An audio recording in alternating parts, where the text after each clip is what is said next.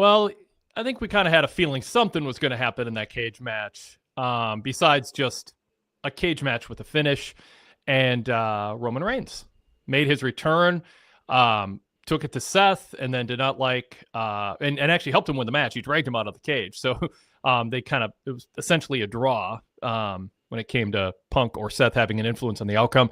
And then he didn't like Paul Heyman being in the ring, consoling Punk over his victory, I guess. I don't know, over the beating he took, and went in and beat up Punk. We've been waiting for the focus to shift away from everything on Cody and Cena, and this was the opening for Roman. MSG, New York, 19+ thousand people 18, 19, 20, whatever, depending on whose count you believe. And it was a chance for Roman to have a big impact, and boy, did he get the pop of the night, I thought. A lot of people got good pops, but that was a big reaction, Kurt, for him. What'd you think of this as the way for Roman to return? It certainly points to what we've been looking at for a while, which is a triple threat match with those three. Great, very strong return. And also, honestly, even more than that, incredible match between Rollins and Punk tonight. In my opinion, that might be the best cage match in WWE history since the Bret Hart and Owen Hart cage match from SummerSlam 94. That's how great that match was. They were not shying away from spamming finishers, which has been a criticism in AEW. I think they overdid it myself, but I'm not surprised if it was going to happen that it would be Seth especially involved in it. I'm not disagreeing. It was a great cage match. Stylistically, it went a little far in terms of me believing any finisher will ever work in a regular match if they can kick out of that much. It's a philosophical thing, and I'm a little worn out from AEW the night before with, a Spanish fly off the top of a cage, and then Kyle O'Reilly pops up and has all this energy to yell at Ospreay. I think it's getting a little ridiculous, and it sort of feels kind of cheap, like cheap pops, although dramatic, and the crowd's eating up. So who am I to say, right? But I think it's sort of like you can eat donuts for breakfast, lunch, and dinner, but you pay a price for it. I think you kind of pay a price because it numbs the audience to other things, and donuts are delicious, and this match was delicious, but I'm not sure it's best for the health of the style being effective. But WWE's on a roll. They just sold out MSG, and they're in good shape, but you don't want to take it for granted. Seth and Punk, doing each other's finishers and the crowd popping. It was a major league atmosphere, and it was really fun to see. As Cody called it and Cole called it, the Mecca, the centerpiece, the center of the universe of the pro wrestling universe, be that sold out and that red hot. I've followed WWE for a very long time. This has not always been the case. This is a red hot product. Although I will say, I didn't intend to interject it here, but I've had my fill of showing celebrities at ringside during Raw. So I'm kind of had my fill of that. So Kurt, talked about the quality of the match. Talk about the angle with Roman and what you extract from this, because it's three baby faces right now, and the fan loves them all. They were singing Seth's song during the match. They popped huge for Punk, obviously, when he came out. But, man, Roman got the biggest pop. What do you think of this direction for these three? It's kind of what I saw coming since the Royal Rumble, and I figured even when they made this cage match last week that Roman was going to show up at the end and play into the outcome, and lo and behold, I was right. But the way the outcome came about with Roman pulling Rollins out of the cage and Rollins winning it that way, that I did not see coming. But that was the perfect way to have Rollins win the match and also to piss off Punk because Punk lost the match because of Roman's interference. And after that, you see Heyman, consoling Punk and checking on Punk, and that gets Roman very salty, very angry, and then he takes it out on Punk afterwards, which is the way the show ends. So all those rumors we were hearing for the last month or so about these three going against each other in a three-way at WrestleMania, looks like those rumors were true. Yeah. When you looked at the lay of the land, unless there was some twist at the Chamber or the Rumble, it wasn't a stretch to even guess that based on how they were talking about each other, and certainly the Rumble itself solidified that seeming like a distinct possibility. So what story do they tell from here? And because I'm curious, like Io Sky, Bianca Belair, and Rhea Ripley, three babyfaces, in a similar situation going on. WWE, I want to focus on the men now. We'll get to the women's situation later because there's some different dynamics there. But what story do they tell now? And how does the Paul Heyman favor to Punk, the history with Punk that predates his history with Roman, and Roman's reaction to Heyman, and Heyman choosing not to stand next to Roman at ringside, but go into the cage and console Punk.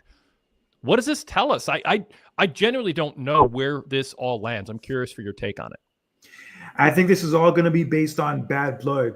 The bad blood between Rollins and Punk, the bad blood that goes back a decade between Rollins and Roman, and now the bad blood that goes between Roman and Punk. And with Heyman as kind of like the fourth wheel and kind of like the X factor into this, I feel like that whole story just tells itself. And I was kind of iffy about this being the direction for these three guys for WrestleMania, because it's kind of weird to have a three-way with no title on the line, no prize or anything along those lines. But honestly, after what I saw tonight with that angle they did at the end of the show, I am all for it. I feel like besides the main event and possibly the women's world championship situation, this will probably be the match for WrestleMania that will have the most buzz, most excitement, and honestly, personally, the one I would be looking forward to the most.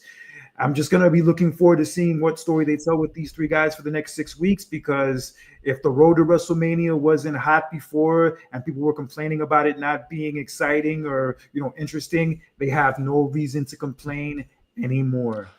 And people needed to just calm down and relax. We got a month and a half to go to WrestleMania. There's plenty of time to ramp things up. I mean, all these people oh, I'm bored with WrestleMania. It's that's like saying you're bored with a movie and you're still in the lobby and your ticket hasn't been, ripped in half yet, to use an old term. Give it a chance. The show hasn't really started in that sense. And then we got the Cena turn, and we got some twist with Rhea Ripley that we'll be talking about. And now this. Is there anything, Kurt, you fear on the slate of on the array of things that can happen here?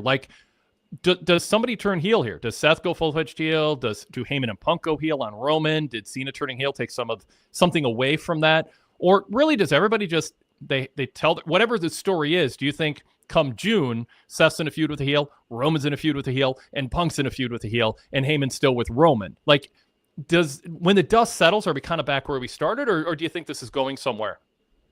I think Rollins should have turned heel a while ago, and I kind of felt like what he did at Elimination Chamber was the ultimate heel move. And from what Roman did tonight, and especially considering kind of how not as hot he's felt since he lost at WrestleMania last year, I wouldn't mind so much if he went back to being a heel. I know we got that big reaction tonight. I know the fans love him. They wear those OTG shirts. I even saw somebody wear it at the gym last week. But honestly, the best run he had in his entire career was as a heel. So if he were to turn heel between now and WrestleMania, I would not be against it. But I wouldn't hold my breath on that, because considering that Cena just turned heel a week or so ago, I don't think they're going to turn Roman heel right after that. So if anybody goes heel between now and WrestleMania, I think it's Rollins, and I think that is the right choice. Yeah, I'm intrigued. And so the Heyman situation, what's most interesting to you for Heyman going through the rest of this year? This is like the love triangle of Triple H, Stephanie, and Kurt Angle from 2000 all over again, only it's with Paul Heyman. Mm-hmm. Yeah, but I feel like that's definitely going to play the X factor. They're probably going to have this whole thing of which side will Heyman choose, which corner will he be in. So yeah, that will probably be the most, I think, interesting story out of all of this as we head into this three-way. Yeah, for as many interesting stories as there are to tell with it. Yeah. All right, cool. Let's pause. Let's formally introduce ourselves, and then I want to read some chat comments that have been going on while you and I have been talking, Kurt, about this very topic, and we'll get to some callers and more chat interaction, emails, and cover. I wouldn't call this a mega newsworthy episode of Raw, but some key talking points definitely for us to consider. But I mean, half the show was just showing celebrities at ringside who are going to be in a fight or on Netflix somewhere. There was a lot of that was overkill. I'm not going to lie. As much as I love seeing Macaulay Culkin and also Fabulous, it was overkill. It's in moderation. It's same with kicking out of finishers. In moderation, it's fine, but don't overdo it. I know they're in New York. I mean, but coming off of Atlanta, where it was just every once in a while they get in the city and they just can't help themselves. And Macaulay Culkin, they're sticking it to AEW. I remember 7 years ago at All In, and I'm standing right next to Macaulay Culkin at backstage at the presser, and he's just the biggest AEW fan. And now here he is switching sides. Yeah, flashbacks of WrestleMania 7. Yes. All right. This is the Wade Keller Pro Wrestling Post Show for Monday, March 10th, 2025. I'm Wade Keller. I'm host of the show, editor, publisher, and founder of the Pro Wrestling Torch Weekly newsletter and the website, PWTorch.com. I've been covering pro wrestling since I was in high school, started the Torch as hobby, did it throughout college. It's been my job since the day, well, actually during college was kind of my job, but the day after I walked out of college, I was doing this full time, and I've done it my whole adult life since then. And it's been a blast, been through all kinds of incarnations of different ways to distribute information. I started on a typewriter. My first computer came a couple years after I started the newsletter. So, but YouTube here is I think the most fun format I've done yet. Just love the live chat interaction and being on camera. And we started less than a year ago. We kind of held out a while longer than maybe we should have on our Blog Talk Radio format with a live call-in audio only format. But this has been a blast. And it's nights like this that are really fun. You know, a sold out MSG show. And I think a lot of excitement going into WrestleMania season. So the co-host that you hear on our podcast side, most of you listen to us still on the podcast side of things because we've been doing that forever. But the voice you hear and the face and voice you hear if you're watching us on YouTube is Kurt Cadet. He is a PWTorch.com contributor. And it's always great having him on the show. He brings the opinions. He brings the energy. You're doing it already tonight, Kurt. Welcome. Glad to be here. Yes, I've been writing for PWTorch since November. I write weekly reviews for Monday Night Raw. Also host my own podcast called Clash of Champions with my friend John Randall. And I currently do weekly shows for PWTorch with Christopher Adams. Since it's WrestleMania season, we're doing WrestleMania themed episodes. The most recent episode we did was about the best builds to WrestleMania, best matches for builds. And our next episode is going to be about the WrestleMania matches that we wanted to see that we never got to see. That's so great stuff. That episode soon. And so those are going to be on the PWTorch Daily Cast lineup. They'll be taking the place temporarily of acknowledging WWE because Javier Machado is going to be on vacation. So it's a great format. And as Kurt, you said, it's WrestleMania season. If that sounds intriguing, and it does to me, search PWTorch in your podcast app and subscribe for free to the PWTorch Daily Cast. You get a different pair of hosts every night, every day of the week with the Daily Cast. And different themes, AEW, NXT, WWE, obviously, we're just talking about. And then also Wrestling Night in America, which airs live after pay-per-views and PLEs, including last night, Brandon LeClaire and Greg Parks reunited for the AEW Revolution post-show. That is available right now if you download 2 hours plus of analysis with live chat interaction. And Sean from Tennessee joining them too. So get your dose there. Search PWTorch in your podcast app and subscribe for free. And while you're at it, if you're watching us on YouTube and you haven't yet subscribed to our podcast, you're missing out on additional content that we don't have on our YouTube channel, including our Blue Logo show, the flagship edition of the Wade Keller Pro Wrestling podcast, which will feature Jason Powell from ProWrestling.net. I've been doing podcasting with him for a dozen plus years. We go way back. We met out for a wrestling show when we were teenagers, and we've been talking wrestling on the phone and now on podcasts. And so if you've got any interest in that, which I hope you do, subscribe if you haven't yet. Search Wade Keller on your podcast app. Subscribe to the Blue Logo show, the Wade Keller podcast, and then also the Red Logo show, which are these post shows. So you might want to listen to them in podcast format. It might be easier at some time if you're watching us on YouTube. And it's free, and you also get some flashbacks and other exclusive content. All right. You can participate in the show if you're watching us live by joining in the chat. It's always a fun atmosphere with that live interaction throughout the show. So if you're watching us live, do that. And if you're watching us live, you can also email us. We'll keep an eye on the inbox, wadekellerpodcast@gmail.com. wadekellerpodcast@gmail.com. And finally, and if you're not listening to us live, that's the way you can participate in the show too. You can watch Raw, Dynamite, SmackDown, and email us during the show and then listen back to the show later to see if your email made the show. And the other way to join us is by as a caller, and we'll be doing that as the show progresses here. You have to be a VIP member or Patreon supporter to get the code to be a caller, and we invite you all to give us a try on Patreon. You can get a 7-day free trial. Just search PWTorch VIP in Patreon if you're in that ecosystem, or on Spotify. You can get a 7-day free trial and unlock all the VIP podcasts that are VIP exclusive, and then also get versions of our free shows with the commercial breaks skipped right past. You can also get a full VIP membership, pwtorch.com/govip, with added benefits, customizable RSS feeds, Apple Podcast compatibility, and 35 plus years of archives, ad-free website, and more. pwtorch.com/govip. Okay, let's get right back to conversation here. And I said I want to bring up some. There's so much to talk about, but I want to bring up the some comments in the chat that I marked. Brock Benningfield regarding spamming finisher said, as long as WWE doesn't do the finisher spamming all the time, I'm good with it in moderation. And I think it was appropriate for this match.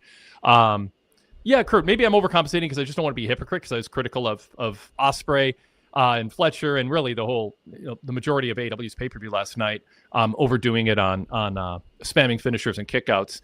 But, I mean, it worked tonight. Do you agree with Brock? If you do it every once in a while, the harm is small and it's overridden by how positive an experience it is because it feels special and it's intense. I mean, it was MSG, Raw on Netflix, WrestleMania season.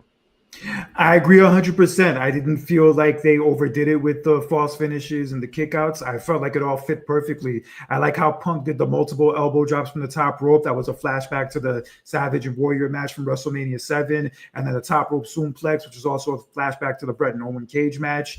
Yeah, they had a lot of great spots and a lot of great moments in this match. And yeah, whether you like the false finishes and things along those lines or not, they had way more good stuff in this match than bad stuff. And oh, no doubt. Yeah. As good as their match was on the Raw on Netflix premiere back in January, this match was 10 times better. So Glenn B says, I agree with Wade 200 million%, I think. Live crowd loves it, but too much is just boring to me. Scott TPA says the cage match was the second best cage match I've watched in the last 24 hours. Andy, a reference to AEW, of course. Andy, the Mario and Sonic fan 2000 says the main event carried Raw tonight, but even that had too many finisher kickouts and the usual cage match problems. There was a comment a little bit later about, oh yeah, here it is. The Lapsed fan says, I grew up watching wrestling in the 90s. I don't remember pin or submissions being an option in cage matches in WWE back then. Am I remembering wrong? Kurt? Oh no, you rarely saw pinfalls or submissions in cage matches back in the day. Rarely. Yeah. I mean, I guess they just tell the story they want to tell. I like the idea that you can pin or submit somebody in a cage match. And it was a purely WWE thing, if my history is right. The cage matches I grew up with in the AWA were all beat someone up inside the cage until you pin them or submit them. The idea of escaping the cage sort of went against the concept of the cage match, which is we're going to keep everybody in a cage so the heel can't run away, and we're going to keep everybody out. And then when you introduce, as Fletcher did last night, you can just climb over the cage easily. It kind of takes away the notion that it's keeping people in. But so WWE did it that way. And now with the pins and submissions back in the mix, it allows you to tell more stories. And one thing I really liked is Seth saying, as Punk was thinking of walking out the door, beat me the right way. If you want to take my house, beat me the right way. It was a memorable moment and well played. He messed up. He could have won the match just like that. And he fell for it. And it cost him in the end. But there's something to what Seth is saying because, and for people who have been critical of WWE style of walk through a door to win a brutal cage match to win, Seth was sort of saying you can win that way, but I don't think it's it doesn't make the biggest impact if you beat me just by simply walking out of the cage.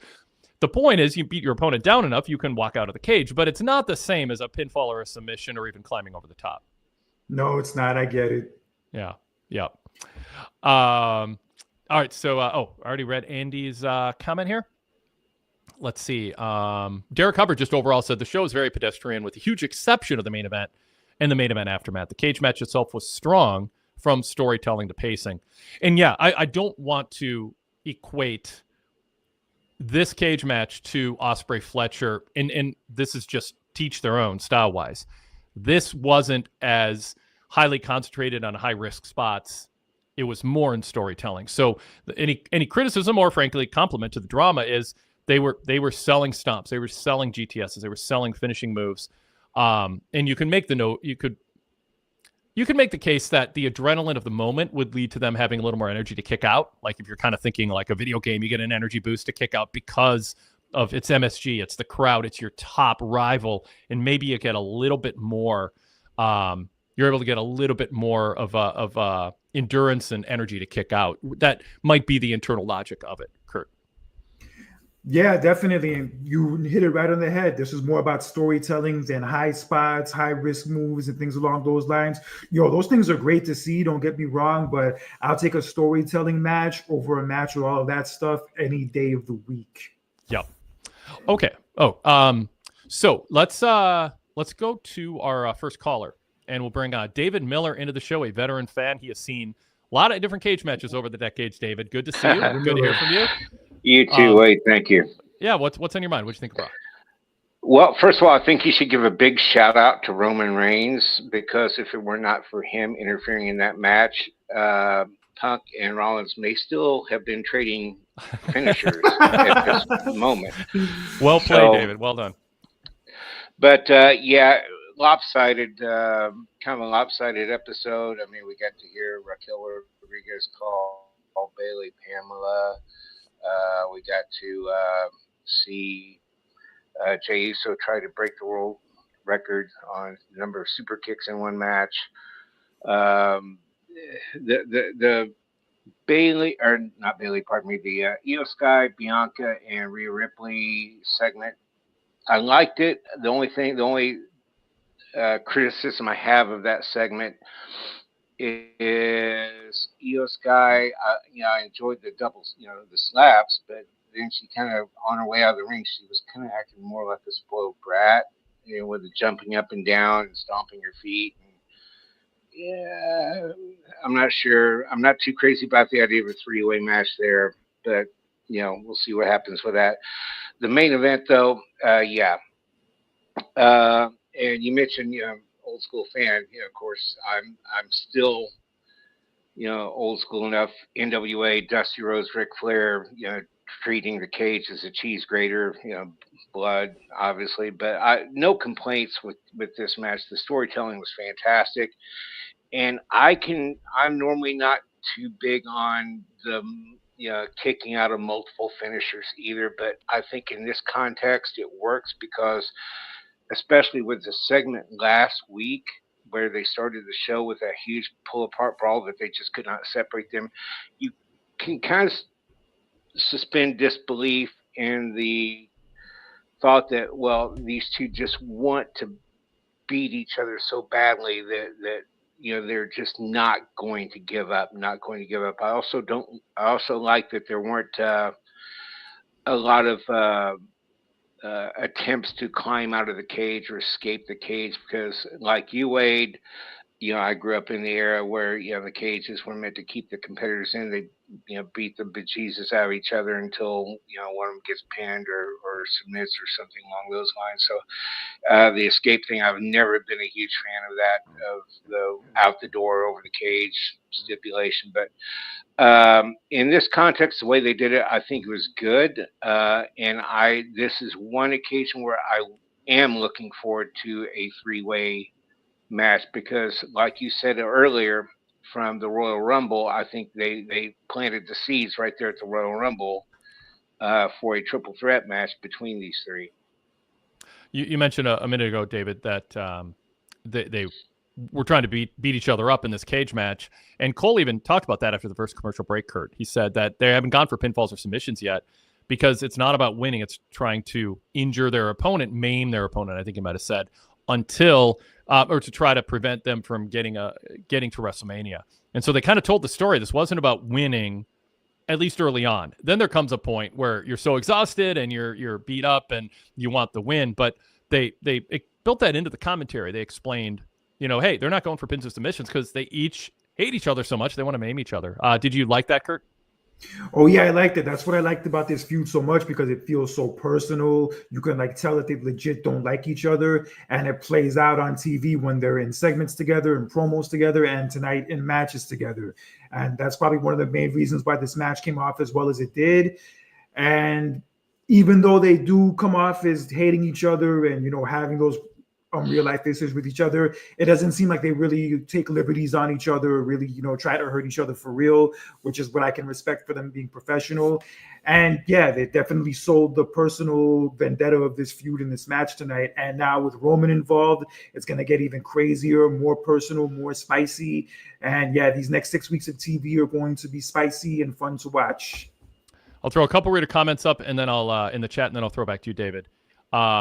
Ryan Solorio says, I feel like they hate each other so much that the adrenaline was flowing through them. And David made that point too. JC Scooby, 1976, said, I agree with you, Wade, with false finishes. Brock Benningfield said, escaping the cage is a heel move. Faces should pin to win.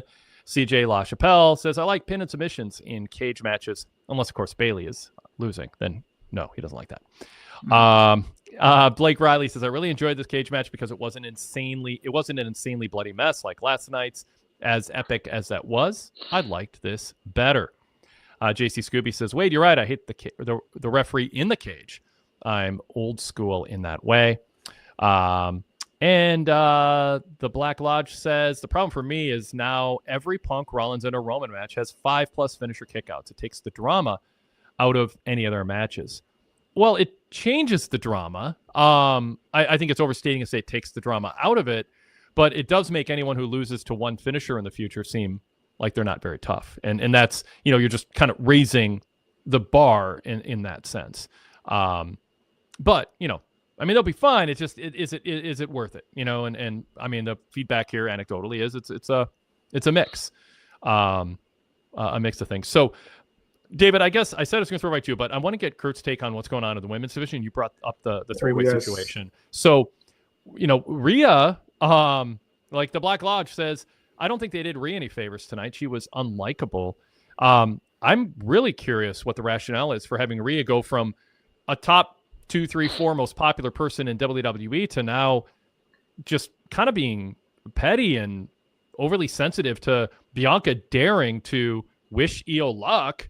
And in saying, what were you doing out there, when Bianca was there because she won the chamber, as Bianca said. Bianca totally came across in the right here, and Rhea came across a bit unhinged, just as she did last week. And then obviously Io is just going, hey, what about me? And Cole going, don't forget about her. She's actually champion. So, I mean, it looks like we're headed to a 3-way, but at the price of something that I thought was going really well with Rhea. What do you think, Kurt? Yeah, even though she acted the way she did, I'll be honest, besides Roman, I think she got one of the hottest reactions of the night tonight. They were chanting, Mommy, Mommy, Mommy when she came out. Are they chipping away at it, though? Is it at risk if she acts this way? Like, they didn't see her chanting for her but that was before she acted this way during the whole segment. Yeah, that's a good point. It's this whole thing kind of like came out of nowhere now that she's acting this way, and her and like she's getting mad at Bianca over something that's not really a big of a deal, or really something that she should be getting mad at Bianca about. I guess since they're doing this 3-way going into WrestleMania, they may feel like somebody needs to turn heel, and I guess maybe she's probably the best option. I get it in the sense that 2 years ago when she was running hard with Judgment Day, that was her best work when she was a heel, even though she was getting those babyface reactions. So I guess in that regard, that's probably their logic why they're doing what they're doing with her now. And I will say I did like what Io did when she slapped both of them for the fact that they both pushed her out of the way when they were getting each other's faces. Yep. Yeah, she basically said, yo, put respect on my name. I'm the champion, and the two of you are just fighting for my spotlight. So I wasn't really sold on the 3-way aspect of this before, but I think it will be a fun match. And while Bianca and Rhea was a match I've been dying to see for years, I can hold off on it a little longer if they can tell something compelling with this story. This has been the Bianca Belair, by the way, that I've been asking for like years now. Just an adult, like real person, and not doing, the just leaning so hard on the stuff that she was doing kind of in a heelish way in NXT, twirling the braid and doing her kind of, sing-song playing. Yeah, and playing to, 8, 9, 10, 11, 12-year-old girls in the audience. And this is the Bianca who shows up every once in a while in mainstream media interviews, and you're like, that's a big star. And I liked, she was more the adult in the room in a way than even Io was, because her answers to Rhea were perfect. And Io, there's a comment in the chat that makes a point that I was going to say. Glenn B says, the only thing I didn't like about the Rhea angle was them making Io act like a child, stomping her feet and having a tantrum afterwards. So to me, Bianca came off the best here. I expected Bianca to be a heel by now with Naomi, and we're not getting that. We're getting this adult, grown-up, I think, best version that I've seen of Bianca so far. Kurt, what do you think? Yeah, she's depressed now, so she's not going to be twirling around and smiling and all that because her best friend basically turned on her in a sense, or betrayed her in a way. So yeah, I like that direction for Bianca. She's not a heel, but she's kind of, acting differently. And like you said, like more in a mature way. It's funny. I even saw her on First Take this morning talking to Stephen A and Molly. Yeah, she was very professional in that sense. And yeah, she comes off the right way in those settings. But yeah, now that she's going into WrestleMania and feuding with Rhea and also Io, yeah, I think this is a nice switch up for her. And I think as far as the Naomi and Jade Cargill situation, I feel like in a way that's probably going to also play into what we see going into this match. Because even though Bianca said that she's done with Naomi and all that, and she gave Jade that look before she took care of Naomi, I feel like that situation is still not over, and she's still going to be attached to it in some way. So because of that, I guess that's why we're seeing the switch up in her character that we are seeing now. It's believable in that she's saying to everybody, hey, I'm going through a lot. I just, I've got two best friends feuding with each other. One really let me down. And so it makes sense totally that she wouldn't be cheering or spinning her, twirling her hair and skipping and dancing to the ring. So it makes sense. I just hope they see that this is a version of her that feels more like a woman in her 30s and not, a woman in her early 20s. I think she's been acting the same way too long. I like this. Okay. A couple other comments, and I'll throw back to you, David, on this very topic. You can respond to these too. Four Eyes Malone said they're booking Rhea kind of how they did Gunther late last year. Ryan Soloria says they should have showed her the promo she did backstage after a match last week. She came across unlikable. And then Azan White says Rhea is going through motives. And Darrell says, I want to see how they build from tonight with the Rhea, Bianca, Io, because both Rhea and Bianca were both coming off self-absorbed. And I like that Io stood up for herself by slapping both. And the crowd, by the way, I agree, loved Io. I mean, you can say maybe the stomping or whatever, but I didn't think she came across needy or petulant or out of line. She's like, you two are arguing. I'm the champ. Grow up. I'm here. And when they just kind of really disrespectfully they didn't pie face her in like a forceful way, but it was almost worse. It was just sort of like, get out of our face. You don't matter. So that part I liked. Goodfella1422 says, agree, Ryan, that the digital exclusive with Rhea was very good. She came off more as a loner and sad. Jason D from Australia says Rhea's explanation is that Bianca was cheering Io because Bianca thinks Io is easier to beat than Rhea. Right, tough. Like, I mean, sure, Bianca can have that opinion, but so be it. Like, I think her response is sort of unbecoming. It's so what? If she does and she's at ringside, she won the chamber, and she just gave her a pep talk. She didn't like overtly interfere in the match. So still not crazy about that. Then Darrell said, after Io slapped both of them now, that should help fix both of their focus, and she has the title and is a champ. You should be the focus on her, and now we get a serious Rhea and Bianca, which is better. Jason D said, yeah, the ideal stomp like that is if to say, I hate being disrespected, so I'll face both of you. I think her stomping like a child gets that point across. Certainly, that's how we get to a three-way. We've been wondering, Kurt, how we get to a three-way. It's Io going, I don't want to just beat one of you. I want to beat both of you. So bring it on. Anyway, David, I've said I'm going back to you multiple times and then kept doing other things. So back to you for your thoughts. That's okay. No, you're absolutely right. I like the version of Bianca we saw tonight. She came out. She did a little bit of braid twirling, but then you could tell she didn't skip to the ring. She was very serious. She was subdued. She cracked a little bit of a smile for she slapped a couple of fans' hands there, but and Rhea has no argument here. She did not come across looking good. Bianca did not in any way, shape, or form cost her the match. It's her own. It seemed it came across as her own distraction with Bianca is what cost her. And she was even lying on the mat. If you remember last week, she lied on the mat. They got a close up of she was stupid. Yep. She knew she messed up. But as far as Io Sky, she is over. She is getting an amazing reaction, and rightfully so. She's an amazing athlete. She's really good, and she's really likable. One of the better women athletes in the WWE at this point in time. Yeah.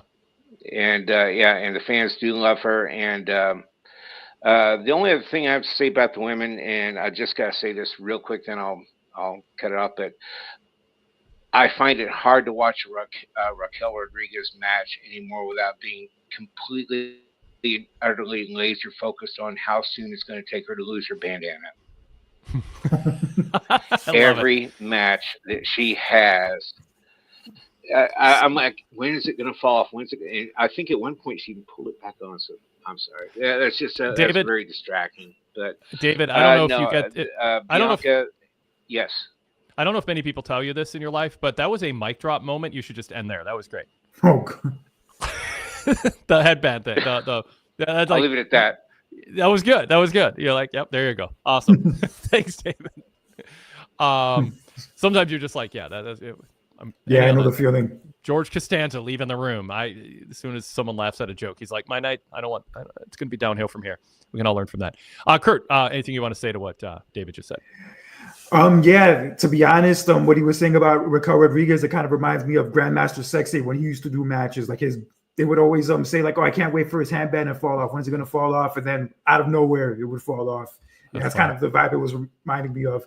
But yeah, Io had to kind of act the way that she did tonight when she was stomping up and down because they were disrespecting her really hard and she's the champion. So she had to, establish dominance in a way. And that was her way of going about it.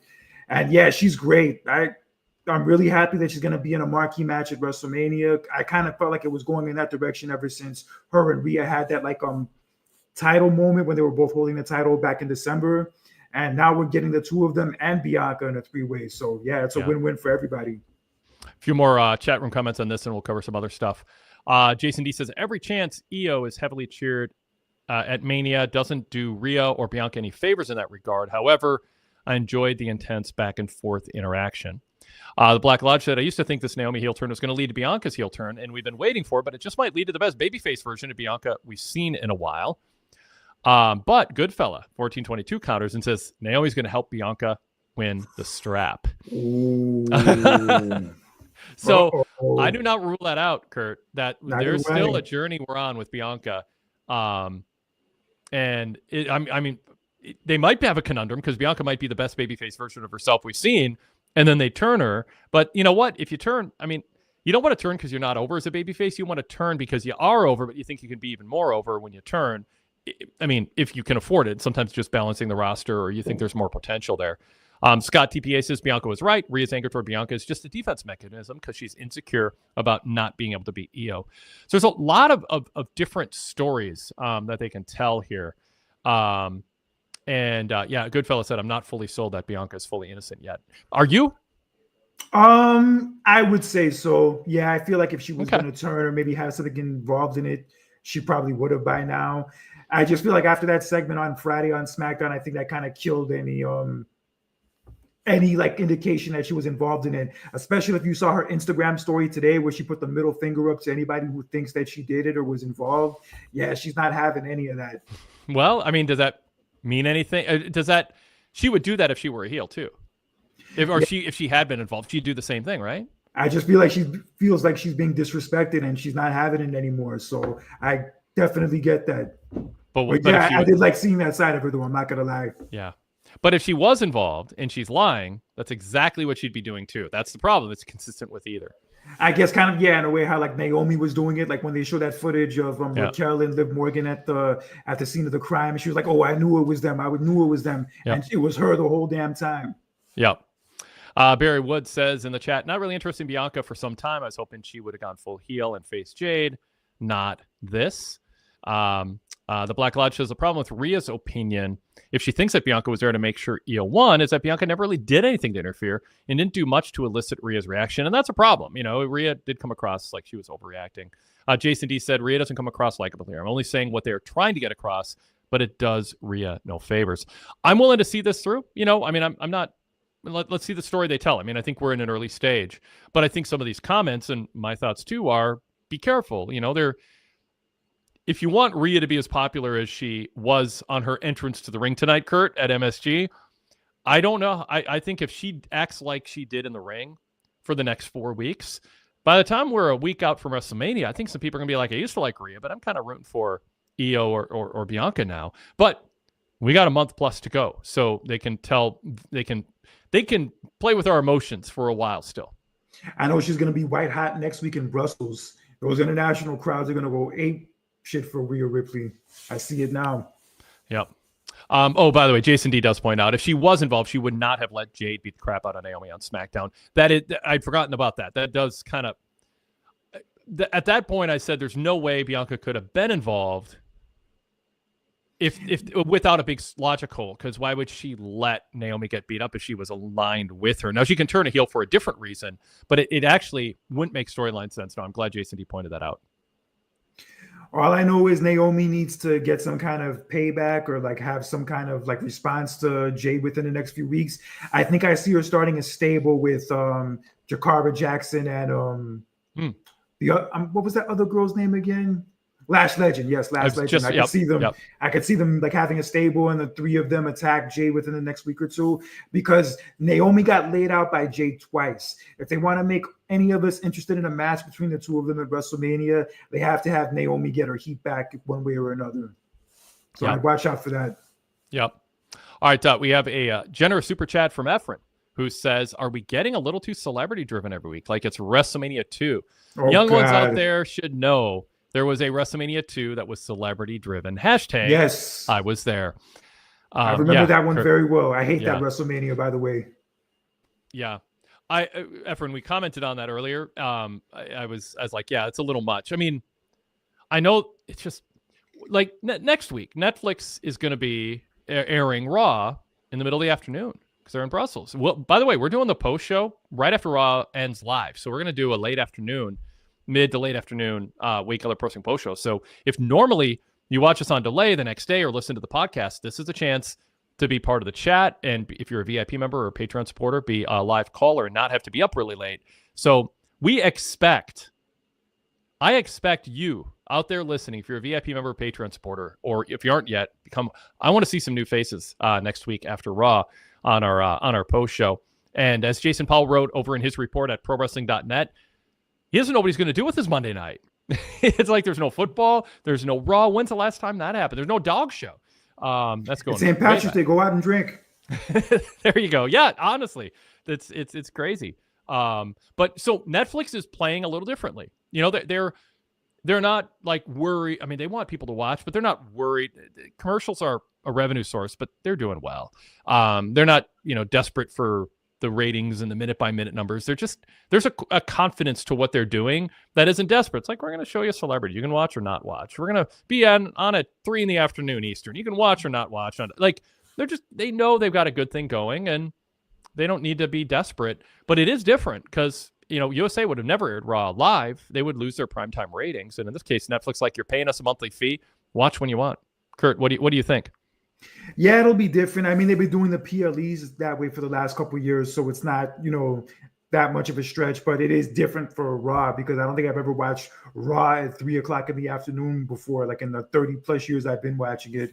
So yeah, it's going to be a switch up. Chances are I'm probably not going to watch it live, but it'll definitely be interesting to see it come on at that hour. And it's going to be not even just that way next week. It's going to be that way for the next 3 weeks. Yep. I know. It's going to be weird. Well, we'll still be doing Dynamite and SmackDown. SmackDown will be airing SmackDown too. Oh, no, yes, that's right. SmackDown's on USA. It's not on Netflix. So yeah. Well, but in Canada, I should know this. Are they airing it live in Canada on Netflix and then on delay on USA, or would USA be up? Well, USA doesn't care unless they worry about spoilers getting out.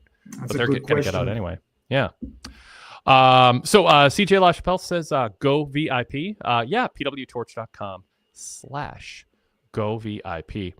Darrell says, this is the power of Netflix. You don't have to worry about it if people don't watch it live, but you'll get SmackDown delayed. So there we go. Okay. CJ, if you want to be on the show, I see you in the waiting room. We can bring you on if you want to turn your camera on, or if you. Yep. So let's bring CJ in. He just plugged VIP. Got to bring him on now. CJ, welcome.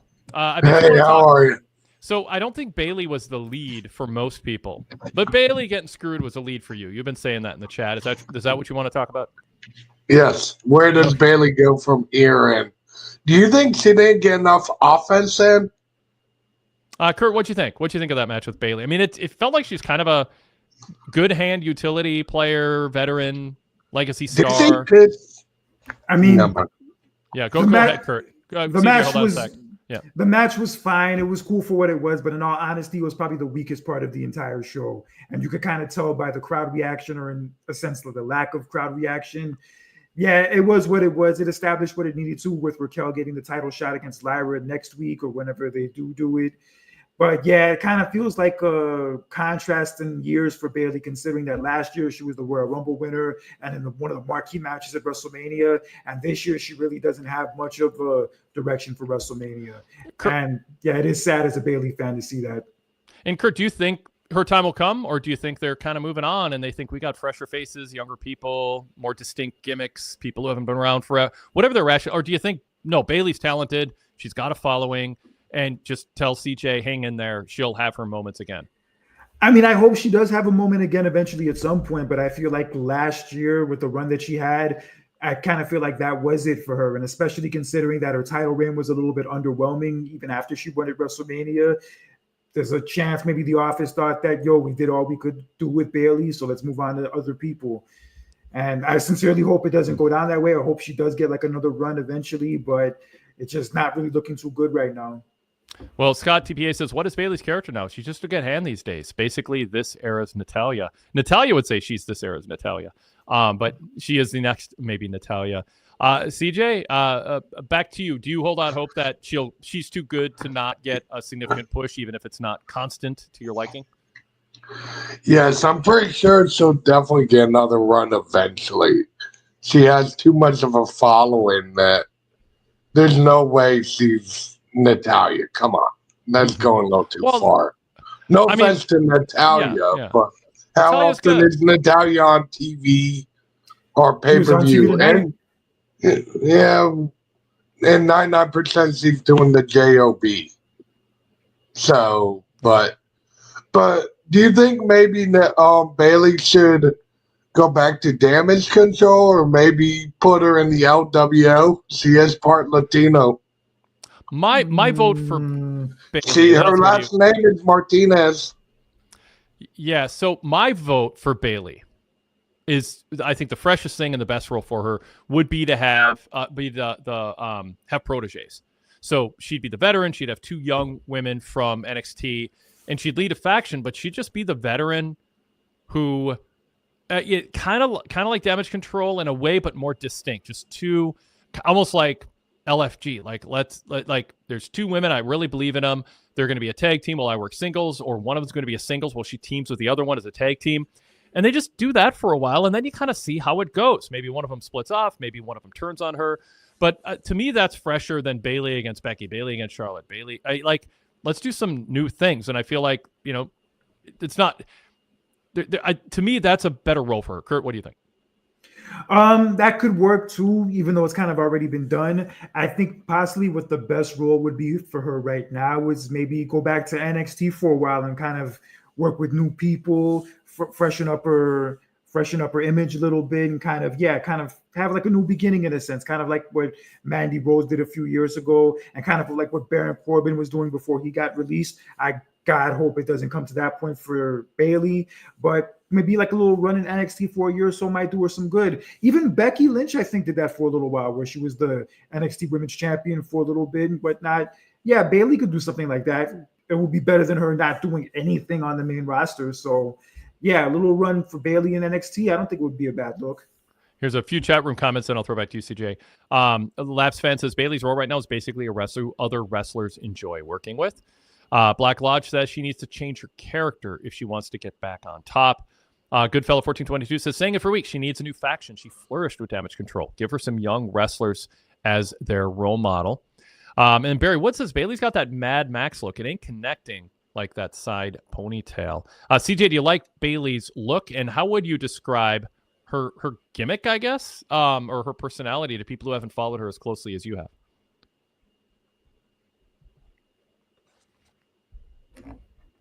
Wait, am I muted? You're back. Am I back?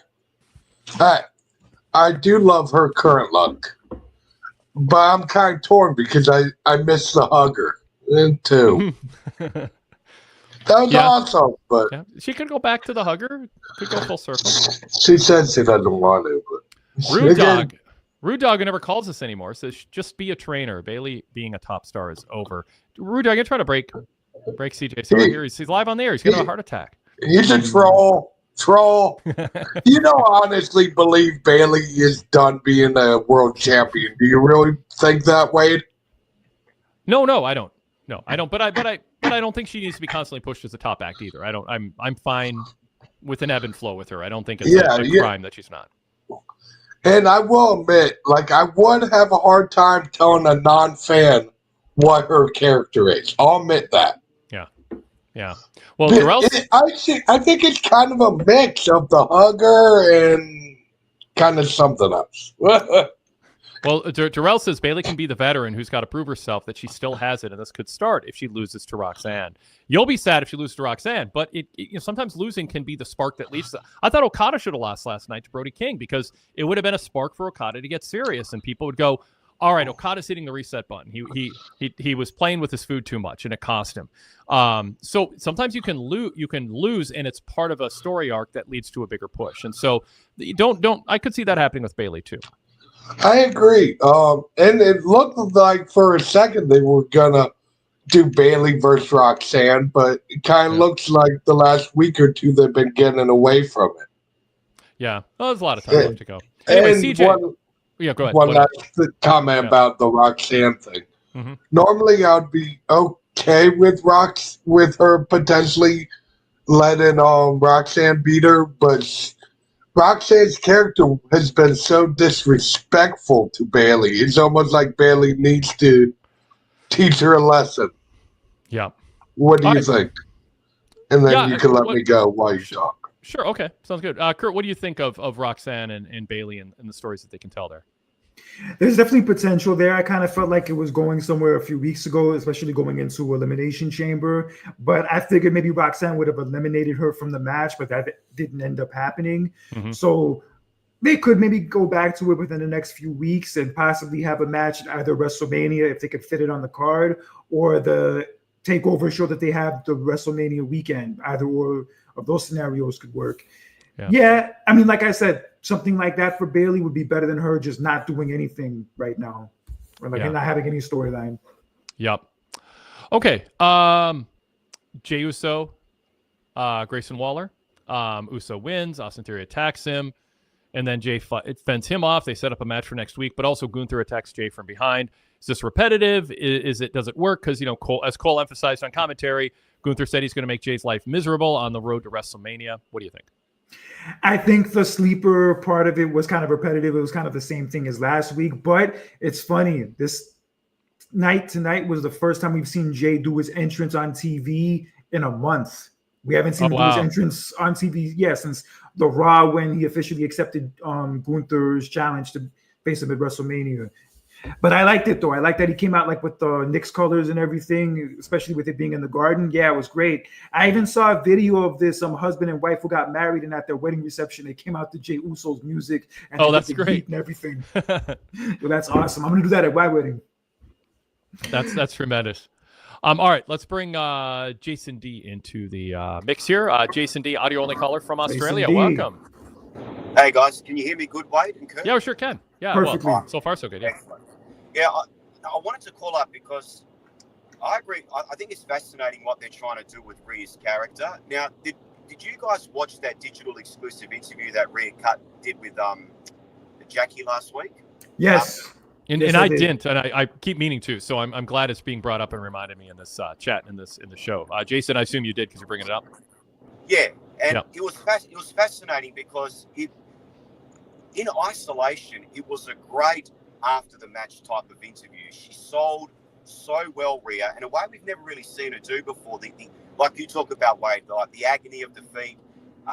She mentioned about how she got distracted. She was talking about Dom and Liv. She was referencing storyline. But the main focus of it was that she was blaming herself and that she felt very isolated. So she was drawing on the fact that maybe she misses the camaraderie with Judgment Day without actually saying that, but feeling like she's never learned from this, that she hasn't learned yet. So it's different to what we saw tonight. But then it's interesting. And then, because I thought this was a great interview, but is this... They're moving away from the mom who's always on top character. And then I read the social media comments underneath, and every single person praised this interview as if to say that they wanted to see more of this from Rhea, another layer to the mommy character. But then I go back to what you're saying, Wade, and I kind of agree. If they telling a story with Rhea trying to add another layer to her character, make her a bit more personable, is she going to lose a bit of that cool dominant factor to her?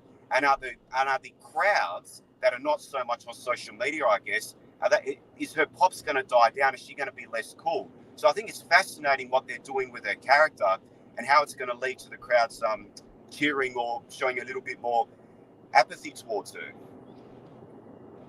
Kurt. Yeah, now that you bring that up, that is a big risk because, yeah, she does have that cool factor and that popularity. Honestly, one of the more popular women in the women's division in years, probably even more so than Bianca in many ways. So, yeah, what they were doing with her in the last week, especially with that meltdown that she had after the match, that interview with Kathy Kelly, it's definitely she comes off not the best. I'm not gonna lie, she definitely comes off very, I guess, in a way, Mercedes Moné like. That makes sense. Yeah, go ahead, Jason. If you have a follow up on that, and then I have a question for you, Jason, too. No, it's just interesting because Wade, you've got to watch this interview because I think in isolation you would really enjoy it. I definitely want to. Yeah. Oh, I mean, she's got natural acting skills. I mean, she's a big star. She's got the look. She's a top star. So I'm fascinated to see the story that they're telling with her character because clearly they're saying we have to sort of move on from this mum is always on top type of thing. Maybe they feel like that's got a bit of a shelf life and it's too one-dimensional and have to add something to her. So like a previous commenter talked about Gunther, they wanted to give him a bit more depth with sort of doubting himself and overcoming that. Is this what they're trying to do with Rhea? I think they had a good thing with Rhea, but I'm not. That's why I said earlier, Jason, I'm willing to watch this play out because I think I don't think they thought Rhea was broken. So if they're doing something different with her, it must be because they think they can take her to a better place that maybe gives her more to work with. Or there's a large story arc that they really believe in. As concerned as I am, about messing with a good thing, because I thought I said it back in the Netflix premiere. I thought the show should have been built as much around her as anybody, not The Rock and Cena and all the, returning stars. She's cool, and the fans like her, and she can be the centerpiece of this women's division. And I don't think you want to hedge on that too much. But check back in a month. Let's see what they have in mind, and I think we can better judge it. I want to watch that digital only interview too before I judge too much. Yeah, I just think it's fascinating what they're doing with her character. Like you said, I'm going to take a wait and see approach with it. Yep, me too. In relation going to the main event with Punk and Rollins and Roman, so I guess the question is, what is Punk's favor and how much sway does Heyman have in order to grant Punk a favor that would be sort of newsworthy or something main event worth? I mean, is it simply going to be Punk is going to ask Heyman to accompany him to ringside and not Roman, that he needs Heyman more? Is that enough of a favor? Does the favor need to be something that Punk knew what it was, or is a favor just a general cash in for any favor at any time? Like, are we to believe? Do you think we're to believe, Kurt, that when Punk asks for a favor, is it well defined that he knew what that favor would be, or it's more no? When something comes up that I want, whatever it is, Paul, you got to give it to me. I don't. So I asked that question, and part two is to answer Jason's question. I don't think that's enough of a favor to go accompany me, not Roman. I think people would be let down by that. Kurt, what do you think?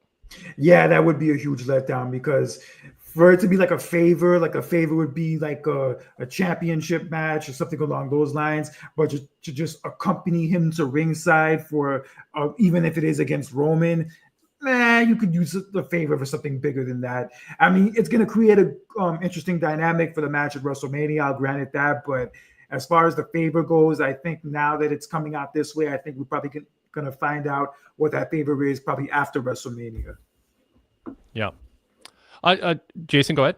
Yeah, no, I agree. That I'm just trying to think of it myself, what the favor could be storyline-wise. Clearly, Punk asking him to accompany him is not big enough, but I'm trying to piece it together. What do you make of Heyman being in the ring and holding Punk's head and consoling him and comforting him, and Roman being upset about it? I mean, remember Roman and Heyman had a falling out, or not a falling out, but Roman ghosted Heyman, and I mean, like, there's history there that hasn't been revisited that can be something Heyman uses as a reason that he and Punk got together. And is this more likely a hint of Heyman and Punk going heel on Roman, or something different, Jason? Well, that's that's the part of the story that is still annoying me, that they haven't crossed their T and dotted their I's on. The fact that Roman didn't check on Heyman after Heyman got put through the table by the Rogue Bloodline. And Heyman's, they just all come together. Heyman ghosted him. They haven't signed off on that part of the story yet. So that could be something. Mm-hmm. There could be something there that, Heyman is still feeling a bit burnt by that. And he knows that CM Punk would never do that to him. So it could be something there, Wade. I agree with that. Kurt, you want anything? It's funny. It's funny. The last time they did a televised show at the Madison Square Garden was the time the Bloodline attacked Heyman when they put him to the announce table. Yeah, last summer. Yeah, and it was kind of funny that, Roman wasn't answering any of Heyman's calls, like when Solo took over and Solo was kind of like terrorizing him, and they never really explained that ever since then. But now that, Heyman's probably going to be on TV more and Roman's finally going to be on TV more and Punk being involved, maybe we will finally get some answers. Brock Benningfield says Heyman being the scorned lover is interesting. So we'll see. Jason, can I change the subject and ask you something? Go. Have they made a big enough deal out of John Cena turning heel? We had Cody comment. We haven't talked about Cody's promo tonight. And someone could say, well, Wade, you should have brought that up by now. But you know what? It hasn't been a demand by callers. It's not in the chat. Kurt's not going, I want to talk about this. He's not plowing over our discussion about the women's match and the Roman Reigns return. And I get they're in a bit of a holding pattern until next week and things will heat up. I'm acknowledging that, baking that in here. But they've waited a couple Mondays now, and it's sort of there. But to me, John Cena turning, if people compared it to Hogan, can you imagine WCW going a week and a half of TV and just having sort of in passing like a wrestler comment on it, but not having it be the central topic, at least? And just go, we're still stunned, about Cena. We want answers. He's not here. And they kind of got to it with Cody, but to me, I want that to be the headline every week till he speaks. And I feel like they're it's cooling off a little bit in that. And again, they can heat it up next week, but in the meantime, I think some damage is being done. How do you grade, Jason, what they've done as a follow-up to Cena's turn? And then Kurt, you just jump in when Jason's done. Well, it's because they've got these 40 days to WrestleMania, right? So I think they feel like they've got to pace everything out. But you're right. In an ideal world, it would be great if he was there. Okay, give it a bit of time to breathe last week. But this week, he probably should have been there. And it's going to be interesting that now Cody and Cena will be in the same building with each other, the same ring in Brussels, right? So a place that they haven't really been before. I don't know if they've done a Raw there before.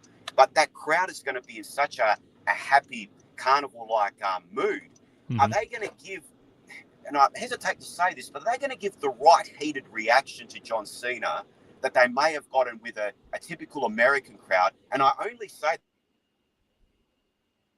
we would buy into it, but they're so happy to see them. Are they going to get the right response that they're after? That's my only query. And I might not be giving the Brussels crowd enough credit, so I apologize about that. But it's just interesting. It's not in your typical American town where you'd think, they would buy into the heat and everything. The fact that they're overseas for it, that's another interesting layer for me, how they're going to react to Cena, seeing him for the first time in such a long time. Yeah. Kurt. Yeah, it's going to be hot next week in Brussels. I definitely think he will get that hot heel reaction. And it's going to be something to remember for damn sure. And I feel like the reason why the Cena heel discussion's kind of cooled off is it's already been like a week or so. And they were talking about it nonstop from the time it happened up until probably over the weekend. Even on ESPN, they were talking about it. Shannon Sharp was going off about it and all that good stuff.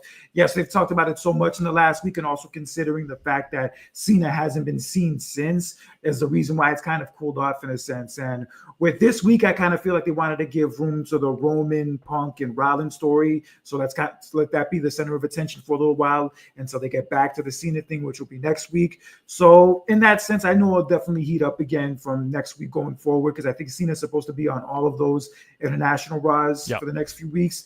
It's so funny. I actually passed by Madison Square Garden this afternoon, and I saw Cody, the photo. Yeah, arriving to the arena. Yeah, it was crazy. That's wild. Wish I could have been there. Yeah. Jason, anything else you want to bring up? No, not really. Well, I guess a big picture question. You did it, Jason. You did it. Sorry? You did it. I say it's a tradition on our show for years and years. Do you have anything else to say? People go, no, and then they bring something else up. Yeah. All Anyway, right, go ahead. I just wanted to talk about the global viewership for Raw on Netflix. I don't know if you've seen the latest, but it has steadily decreased since the beginning, right? And we knew they were going to get a big one. And I remember at the time, Wade, and even Jason Powell was saying, I was even thinking myself, did they do enough on that opening show to really grab people's attention, especially sort of casual or curious fans? And I think the answer is they haven't, because I would have thought it would have been at a much higher level than what it is now. Have you seen what the viewership is? It's like globally, it's getting like about 2.6, 2.7. I know they're selling out arenas, but geez, I look back at it and think, geez, that was a missed opportunity, that show. It just felt like your everyday blow-off show without really enticing the casual or curious viewer to tune in again. It felt like the final episode of something, not the beginning of something. Like, hey, let's bring these big stars back, celebrate WWE's history. We'll have it was like the Sting Flair match. We'll have like a ceremonial final match, and then thanks for coming, everybody. It did. That's why I sort of symbolically, I think Rhea Ripley, talking about who, like that this was all about Rhea, and other current stars. It did feel like we're a big deal. Look at the celebrities. And I would have formatted it differently. And I said that night. They're playing long ball. They're fine. You'd want there to be a drop off after the first show. I mean, you don't, but if you don't have a drop off after the first show, you didn't do a good job building up the first show. Of course, just like SmackDown on Fox, you're going to have more people tuning in for the first one. Kurt, what do you think about what Jason brought up? Yeah, the celebrities were very overkill tonight. I'm not going to lie. When they first showed them, when they showed Macaulay Culkin, when they showed Fabulous, that was fine. And even Andrew Schultz with that segment with Logan Paul, that was fine too. It was at least a part of an angle, so it made sense. But then later in the show, when they were showing those reality show girls and all that other stuff, it did give me vibes of WrestleMania 2. And yeah, it was just overkill. They could have even fit another match in the show or another angle in the show as opposed to doing that. So yeah, things like that are too much. Unless it's like a major PLE or something along those lines. Yeah, they don't need to really pimp out the celebrities the way they did tonight. Although it was cool to see Macaulay Culkin tonight, considering that Home Alone 2 is based in New York. That was definitely a nice flashback for me. Nice. But Wade, sorry, Wade, but just getting back to the viewership, right? And now they've got India's going to be watching WWE on Netflix coming up on April the 1st. Obviously, that's a massive market. I don't know if you've heard anything internally or whatever, but once they have all the markets lined up, do you know of anything about what they want, their expectations are for people per week globally? No. What are they? I'll tell you what I know. They had no idea. Like, this wasn't like the executives going into Fox are like, or the WWE, go back further, WWE Network expectations. Oh, there's 2 million out of all the Lapsed fans are going to sign up for this right away. It's only $9.99. People in WWE had no idea what to expect. I mean, they just didn't. I mean, they knew it'd do more than USA Network because it's Netflix and you're reaching a whole different audience. But I do think there's they're going in blind. I mean, this is new, and they got guaranteed money. I'm not saying they didn't care. They wanted to do right by Netflix, and I think they are. Not hot-shotting to the point of burning out, and 2.5 hours is roughly a good length. But they didn't know what to expect. They just know in the end, even though USA is a more traditional and even CW is a more traditional way to distribute the product, they know now, and Peacock, is an untraditional way that's worked out in certain ways that they've leaned into. But Netflix is uncharted territory. It's international, and it's the current and future of TV, but they don't know how many people they have. I know they want year over year to be better. I think they want the first and second Raw this year to be outdrawn next year. So as far as what the baseline expectations were, honestly, the people asked were like, we have no idea. It'll just be better than USA, hopefully in the range of Fox. But if you go on Netflix, there's, when Raw's live, you see a little graphic saying it's live right now. I mean, Netflix is growing, and I think it's a great partner for them to have. And I would hope, I mean, they're at a good, like you said, Jason, they're selling out buildings and selling so many tickets right now. And so the product can cool off, but I think even if it cools off, they can grow their audience on Netflix because people will watch for free even after ticket sales drop off a little. So anyway. God, I hope so. Yeah. It's just an interesting conversation because, before they go to Netflix, they're averaging what in the States there between 1.6, 1.7 million for Raw, right? Now, the latest figures that I saw is up to globally about 2.5, 2.6. So they've added 1 million, right? Yeah. With all these new markets. Yeah. Is that good enough? I mean, I don't think they had expectations, but I think as they were with Fox, they're disappointed where they are a month in. But I don't have insight into if Netflix is going, oh, we overpaid for this and they're letting us down. I mean, WWE's putting on a good show. Their product is hot. I mean, there's no way a Netflix executive can look at tonight's Raw and think WWE is not giving us a big show and they're not hooking people. I mean, they have these sellout crowds going crazy for their current stars. The Rock is part of things. They're getting all this cross promotion, for other Netflix series. I mean, I think Netflix is happy, but of course WWE and Netflix would rather have had an extra $1 million or $2 million than the current numbers that they're releasing. And we don't. I'm anticipating and excited for independent tracking that's reliable and sort of apples to apples, so we get some hard numbers and not piecing together estimates from press releases and top 10 lists from Netflix. I'd like to see just the same measuring system that's used for USA used for Netflix and have that be publicly released. I think it will get there, but it might be 6 or 12 or 18 months away. But I mean, I think things are going to move that way. I've read a lot of articles on it. Nobody knows the timeline, but everybody's working on it. I guess as long as they're, selling out arenas and getting over 10,000 people, on average per Raw and SmackDown, you'd have to see that. I mean, obviously business is going very strong. So if you're a Netflix executive or whatever, and you're seeing these big crowds, it might readjust your expectations internally. I have to think that they would have thought, people Netflix, that they would be getting a bit more than what they're doing now. Yeah. I mean, I agree. I mean, I didn't get hard numbers what they expected, but I mean, I expected they'd do better, but I went through the Fox thing. I went through WWE Network. I know how estimates work. Kurt, do you want to jump in on this? Yeah, that Fox era of WWE, especially the beginning, brings back a lot of bad memories. Because I remember those first few SmackDowns in 2019 when they were on Fox with the whole Roman Reigns and Baron Corbin feud with the whole dog food angle and the Roman Reigns mascot BS. Yeah, those are some horror times. I still have nightmares about that period. So yeah, I feel like considering that period, what they even the fact that they were able to stay on Fox for 5 years despite that crap that they were putting on in the beginning. I feel like now with Netflix, even if they're not exactly where they want to be business-wise 2 months in, I feel like they're still doing fine regardless because, the arenas are still looking full. The shows are consistently good. The last 3 Raw main events have been incredible. Match of the year candidates and even hot angles at the end of the show. So, I would say if you are a Netflix executive, I would be more happy and satisfied than dissatisfied with what I see so far. Jason, anything else you want to sneak in? We got 3 people on hold too.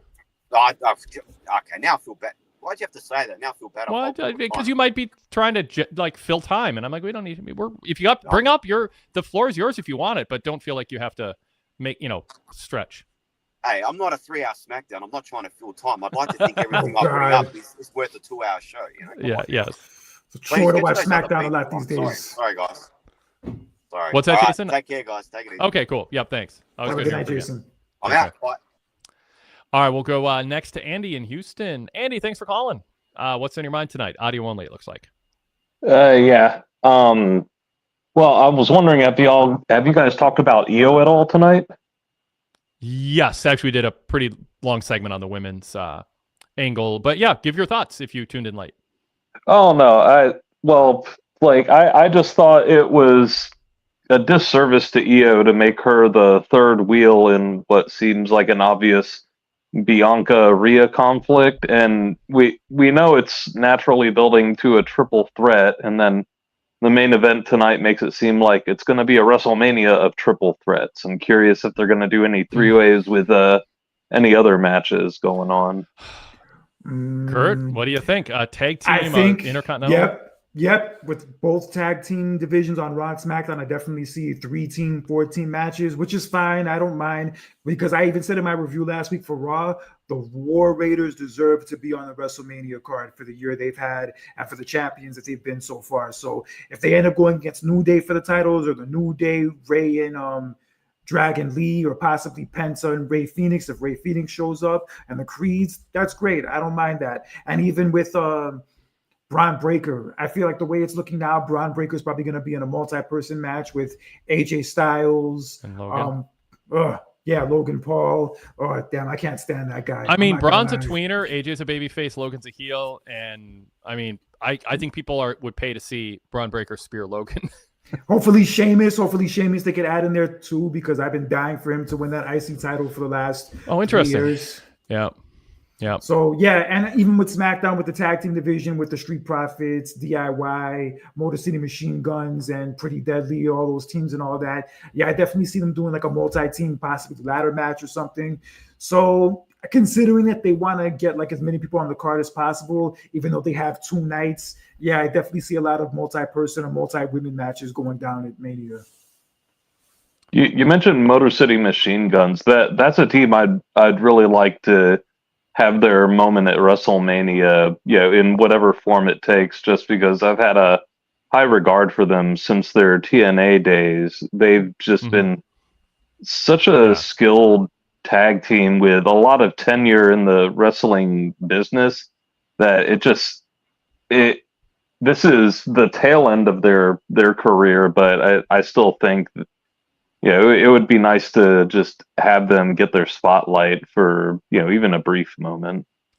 They better be on WrestleMania. I mean, I think they'll find they will. Kurt? Yeah, I think they should be on the WrestleMania card. Do I think they're going to win the titles? Probably not. I think that goes for the Street Profits, but yeah, they definitely deserve to be on WrestleMania, and I hope that does happen for them. Would you say like the Motor City Machine Guns are kind of like what Samoa Joe was when he came to WWE? Ah, interesting. Yeah, I mean, yeah, I get what you're saying. Late in the career, can still go. Nice push. Yeah, I think that's a good comparison.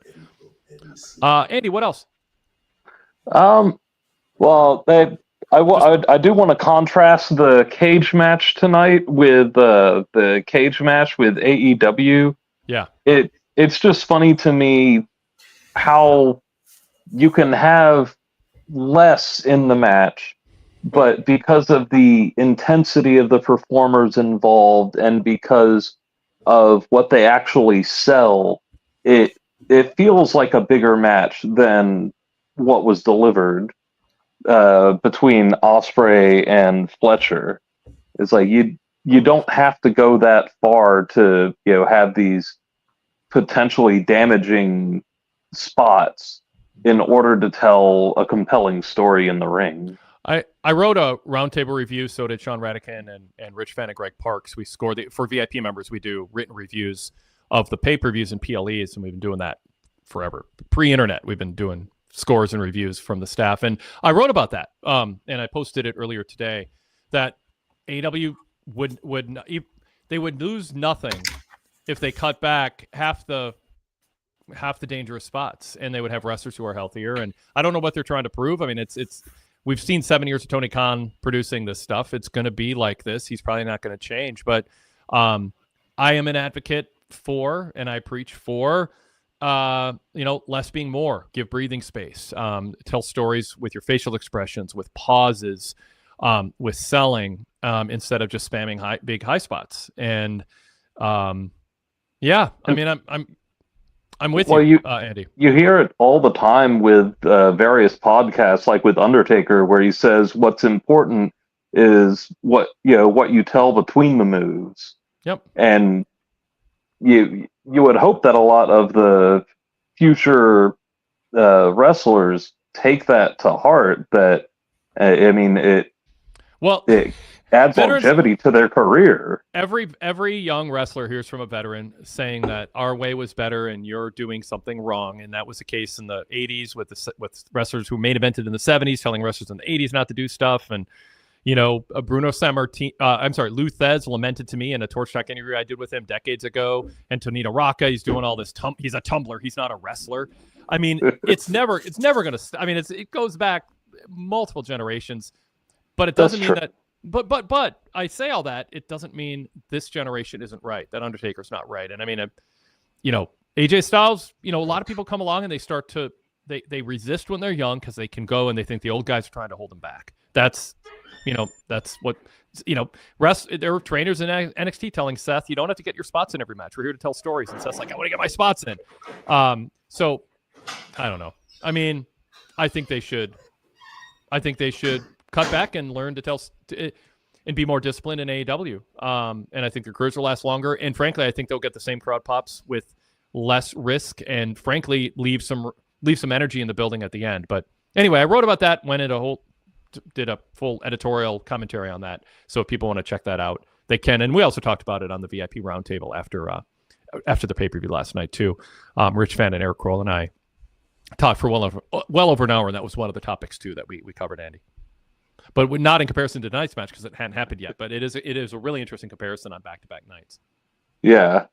And the less you do, or I guess the less emphasis you put on just the movement, the more you can let your characters shine, where you can let your personalities show, because it's harder to focus on character when you put too much emphasis on moves. But I was also going to talk about what is going to be the three-way now between Roman and Punk and Seth. I don't know how Heyman is going to factor into this or the favor or any of that, but where can they go when the vitriol between Punk and Rollins has reached near its peak? They've had a regular match, they've had a cage match, they've been in an elimination chamber together. I mean, it seems like they're going to have to do a stretcher match, or they're going to have to really escalate things and involve Roman in the process. And I'm just curious, where do you think they're going to end up, and how absurd is it going to eventually be if they continue feuding with each other? It's like it's going to become a buried alive match at some point. So, Kurt, that was since the rumor started, of that being the match, and then the signals that it was going to be the match, I was worried. Punk and Seth, you don't want that to be Cena Orton, where people are like, come on, not again.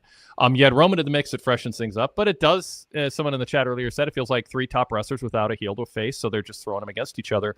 But I'm not going to be down on it till I see the story they tell. I don't want to, I don't want to be hasty about it. Paul Heyman's involved. It's going to be good, probably, and maybe great. So, but Kurt, I think it's a legit concern that it might feel a little stale and forced. Yeah, I could see that to a degree because, we have been seeing this feud go on pretty much for the better part of a year or so. But from what we saw tonight, I think it has a lot of potential, especially from, the angle they did at the end of the show. I'm all in for the ride, and I was skeptical about this idea at first, but from what we saw tonight and what we could potentially see over the next 6 weeks, I have no complaints. And yes, this would be a lot better than another Punk and Rollins match, although it would be great considering what we saw from them before. And I would just say for anybody who's like skeptical or kind of like unsure about it, just be patient, let it play out, and who knows, it might surprise you. I remember back in 2017 when I heard they were going to do John Cena and Nikki Bella against Miz and Maurice at WrestleMania. I said, they're going to do this match at WrestleMania? Are you crazy? But then when I saw them play the story out over that month and a half period, and especially those skits that Miz and Maurice did, making fun of them, the Total Bella stuff and all that jazz. Yeah, I was hooked. I was sold on it. So if they could do anything half as good as that, or if not better, we're in for a treat. Spencer said the story's already built, and they have history to play off of with Seth and Roman. Andy, anything else you want to bring up? I'm happy to see that Roman looks recovered, because that double stomp was just made me fear for his career. I still think back to that and just marvel at that no lasting injury was done, as far as I can tell, at least. Yeah, I know that was something. Very good. Andy, anything else you want to sneak in before we go? Nope. All right. Nothing. All right. Thanks. Have a good night. Have a good night. You too. By the way, tomorrow after NXT, there'll be a live post show here on YouTube on the PWTorch channel. So I assume Kelly and Nate are doing it as usual. They're the typical pair, and I encourage you to check it out live. And I'm sure it'll be a big show with a lot going on. So join them shortly after NXT ends tomorrow night on the CW right here on the PWTorch channel. All right. Up next, Rude Dog, and then Darrell is on deck. Rude Dog, look at that. You got your cat on your lap. Love it. Good to see you again. What's going on? Hey, you called me out, so I did. Yep. Here I am. Yep. And honestly, the main reason I don't call so much is I live in the middle of nowhere in mid-Michigan, and my internet service can be pretty shoddy sometimes. So, and it's pretty embarrassing to just be like cut off the call. So that's why. Okay. Well, fair enough. We see in the So- chat lurking and contributing. Yeah. Yeah. I'm still VIP and I'm, still follow all the time. So Good. But so do you think there's any chance Finn Balor could win the Intercontinental Championship from Braun Breaker? Kurt? No way. No way in hell. Well, geez. Finn Balor is getting kicked out of Judgment Day by WrestleMania. Mark my words. His days are numbered. Yep. I'm with Kurt. I mean, I think it's an interesting story. I mean, they're drawing it out, and Dom kind of slyly saying, well, I think, when Liv goes, why didn't you take the match? She goes, oh, I believe in Braun. Dom's feeding Balor, I should say. He's feeding Balor to Braun, knowing he's going to be broken in half. Like, that's the stage Finn Balor's at in his career, and Dom is being devious, and I'm along for the ride. So if that's the case, what do you think the status of Judgment Day? Like, where are they going to be at even by WrestleMania, let alone after it? What do you think, Kurt? I think either Dominic takes over as the leader, him and Liv are kind of like the new leaders, or possibly they have whoever Dominic keeps bringing up as a potential new member be the leader, possibly Malachi Black. Maybe The Undertaker will come out of retirement and be the leader. Anything's possible, but all I know is Finn Balor's days of being the leader of that group are numbered. It is a wrap for him. By the way, I love Ryan Solorio goes, Dom gave Finn the Cena hug from Elimination Chamber, LOL. That's right. Keith Bennett says, Dom may introduce a new member to take out Finn. And then Durrell says, we're not talking about how they are making Dom look more like a leader more and more. And then Goodfellow 1422 says, Aleister Black is the new leader. I don't know how they get there, but I mean, I wouldn't be surprised by that if he, if he comes back in that way, it could work. Yeah. I could see him possibly be on SmackDown because his wife's there. Yeah. All right, cool. Rude Dog, what else? All right, so what do you think of the progression of this Chad Gable luchador story? And where is that headed? And I'm glad you brought it up. Why are we watching so much of it? Kurt, what do you think? I mean, I love the look-alike mask guy that just showed up, Kathy Kelly backstage. What do you think? I think this is basically Mr. America 2.0. When I saw him come out with that mask and doing what he was doing, that's the exact vibe I got from this whole thing. With Mr. America, when Hulk Hogan wore the mask and said My American Mania mask, all that stuff. Yeah, that's basically where I see them building this over the next few weeks. And yeah, this is basically like a Superman, Clark Kent, alter ego type thing where, no, I'm not really him. You're just seeing things. So yeah, I guess this is where they're going to be going in this next few weeks with Chad Gable. But let's see what they do with it. Maybe you can pull it off. What do you think, Rude Dog? It's been pretty head scratching for me, for weeks. And I don't really know where it's going. Or that could be coming in by the name of Ray Phoenix, but I don't know if that was in the plans or anyone knew anything about that, but maybe it could lead to something like that, which would be a heck of a match. Yeah. All right, cool. What else, Rude Dog?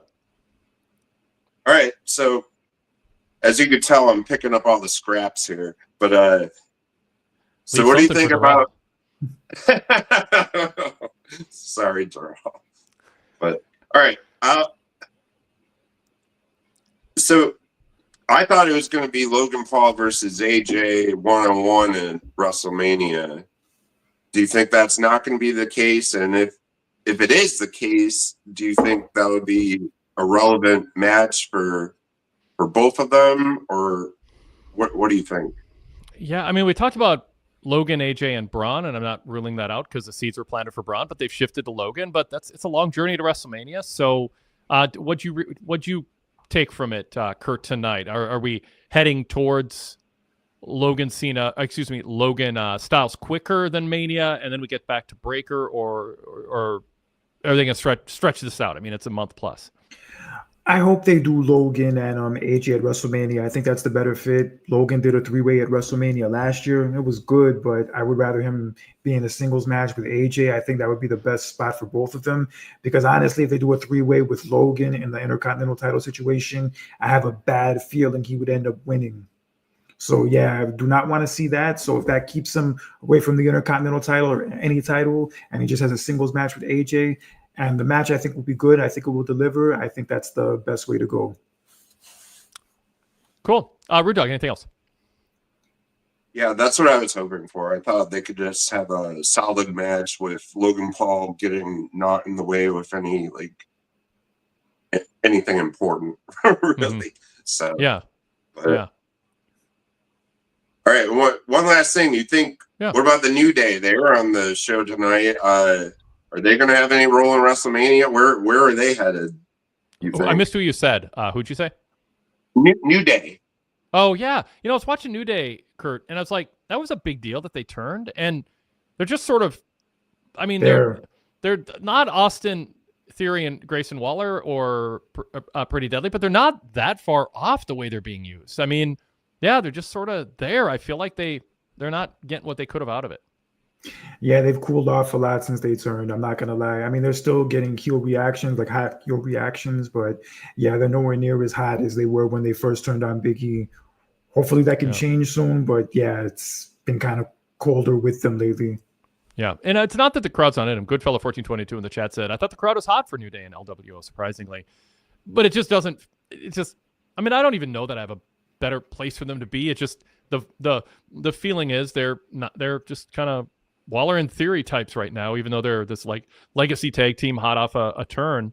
So I don't know. Maybe they're downplaying that because they've been downplaying it longer than the Cena turn was decided. So I don't know.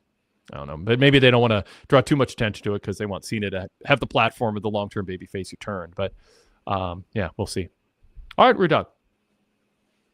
All right. Well, that's all for now. Just good to check in. Good to see appreciate you checking in. Kurt, it was great talking to you. I appreciate your insight. And then everyone go VIP. And Bayley sucks. Bye. Hey. Oh, the trolling continues. Bayley. You mentioned Go VIP. That means we put our graphic up, pwtorch.com/GoVIP. You can catch up on over 20 years of post-pay-per-view podcasts that I have been at the helm of with roundtable format going back to 2004, maybe 2003 when we started doing podcasts, all on demand. We also have our VIP Vault podcast feed that is exclusive for VIP members, where we go back 18 years, often to the day, with just classic VIP shows from 18 years ago, including post-pay-per-view roundtables, Wade Keller hotlines with backstage news, Bruce Mitchell audio show with great perspective on the current day and history, Pat McNeil's Real Deal with Pat McNeil with some big names today who were guests of his on a regular basis on a show back then. A lot. I could go on and on. There's so many cool things with VIP membership. Check it out, pwtorch.com/GoVIP. That includes not just the archives I talked about, but VIP exclusive shows like Everything with Rich and Wade, the post-pay-per-view roundtables, The Fix with Todd Martin that drops on Thursdays, Greg Parks Out Loud, Alan Forel's Progress Paradise, NXT 8 years back, on and on, the Everything Mailbag.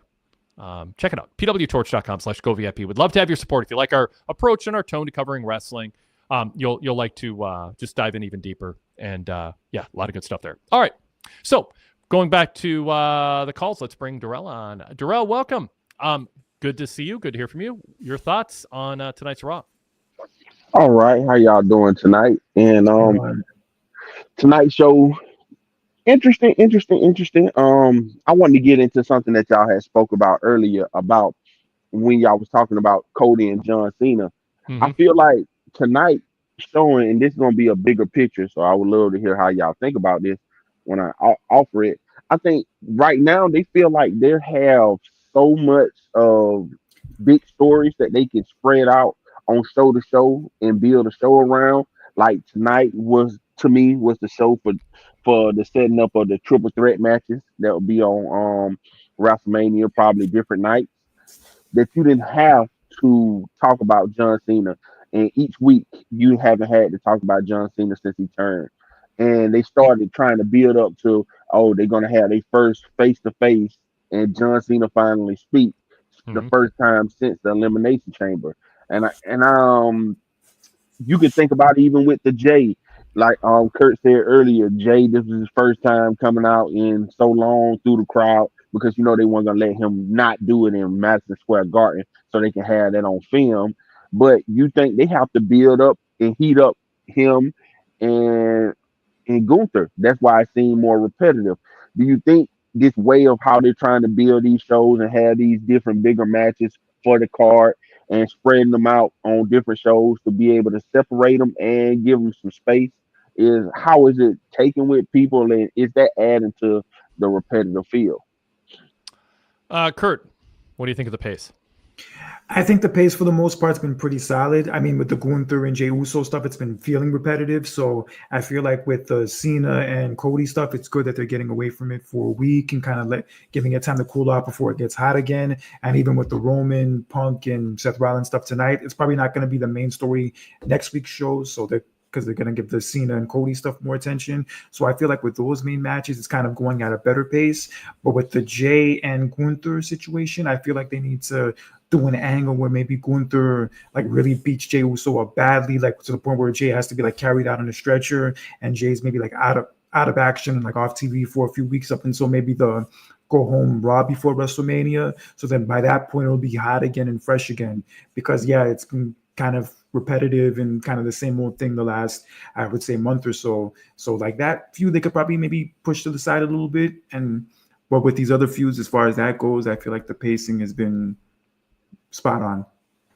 Yeah, I'm worried that Jay's going to lose steam by the time we get to the match and that they peaked early. And I I don't know that Gunther beating him up again and then again and then again and then again it can feel repetitive. So I do hope they have something else in mind. I mean, you can take it off TV for 2 weeks and try to rev it up again, but it might have been a match that peaked too early. Come WrestleMania, fans are still going to go bonkers for Jay. I mean, it's going to be a great scene no matter what. It's just the road there, Darrell, might be, it might get repetitive, but it doesn't have. There's so many other things going on, including Roman back in the scene, and then the first Cody Cena face-to-face next week. It can be in the background and not have to carry shows. If they'd had to carry shows, then I think they'd be even more at risk of it burning out. I'd rather cool off and then heat up than just burn it out. So, of those two scenarios, I mean, neither's great, but I'd rather cool it off a little and then heat up Jey Gunther. And I think they've got that in mind. They know the rhythm of this, and they know there's greater distance between the Rumble and Mania than ever. But I mean, I think they're accounting for it, and they'll learn from it if they do this again, for years to come.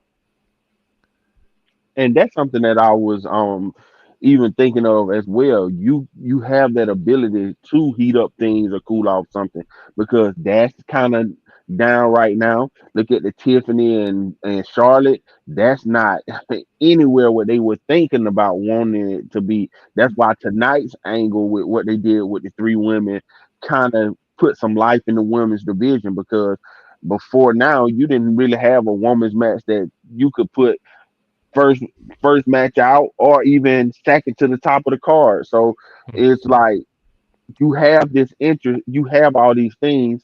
Next week you have John Cena, who's saying the next 3 weeks they're gonna be overseas anyway. You can do some type of big angle with maybe a Jay and Gunther, because you wouldn't need Jay on the show to a point, because you have these different angles and aspects with the Punk and the Roman and stuff like that. So yeah, that was something that I was saying. Also, I know y'all was talking about the Punk everything and the favor. I think tonight they kind of swayed away from the favor, because allowing Roman to get in the ring and do his jealous thing where he have with his possessions, which he feel like Paul Heyman is a possession, and he took it out on CM Punk. So they give you a reason to do that, because we have already seen Roman be that way when he fired Paul Heyman. Then Paul went on to go back to Brock. Then Brock was teasing him and picking on him, and Roman didn't like it, and he came out there and beat up Brock for doing something similar to a point.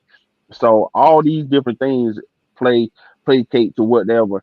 Do you think they can play off and not have and remind people of the favor, since it's been so much about people thinking about the favor with what they did tonight?